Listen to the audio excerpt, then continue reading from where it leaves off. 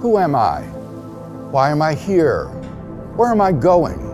In the name of progress, modern man has tried to answer those questions without reference to God. But the answers that came back were not exhilarating, but dark and terrible. You are the accidental byproduct of nature. There is no reason for your existence. All you face is death. Modern man thought that in killing God, he had freed himself from everything that repressed and stifled him. Instead, he discovered that in killing God, he had unwittingly killed himself. For if God does not exist, man's life is ultimately absurd. If God does not exist, then man and the universe are inevitably doomed to death. Like all biological organisms, man must die. His life is but a spark in the infinite darkness, a spark that appears, flickers, and then dies forever. Scientists tell us that the universe is expanding, and as it does so, it grows colder and colder. Eventually, there will be no heat at all. There will be no light. There will be no life.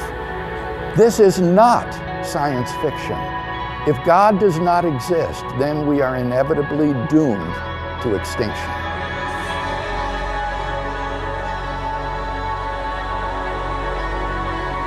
Now, what does all this imply? It means that life itself is absurd. It means that the life we do have is ultimately without meaning, value, or purpose.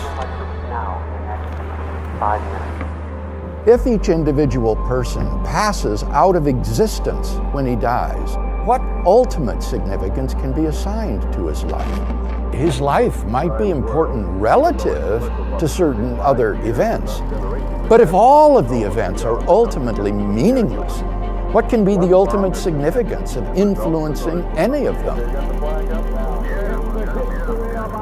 Mankind is thus no more ultimately significant than a swarm of mosquitoes, for their end is all the same. This is the horror of modern man. Because he ends in nothing, he ultimately is nothing. But it gets even more distressing. For if life ends at the grave, it makes no ultimate difference whether you live as Joseph Stalin or as a Mother Teresa. If your destiny is ultimately unrelated to your behavior, then you may as well just live as you please. Moral values are either just expressions of personal taste or else the byproducts of biological evolution and social conditioning. Who's to say whose values are right and whose are wrong? Now think of what that means. It means that it is impossible to condemn war, oppression, or crime as evil. To kill someone or to love someone is morally equivalent. Our predicament is that it is impossible to live consistently and happily with such a worldview. The atheist philosopher Bertrand Russell held that moral values are simply expressions of personal taste. And yet Russell admitted that he could not live that way. He therefore found his own worldview, and I quote, "incredible. I do not know the solution," he confessed. If death stands with open arms at the end of life's trail, then what is the goal of life? Is there no reason for life? If its destiny is a cold death in the recesses of outer space, then the answer is yes, it is pointless. We need to wake up and understand the gravity of the alternatives before us. If God exists, then there is hope for man.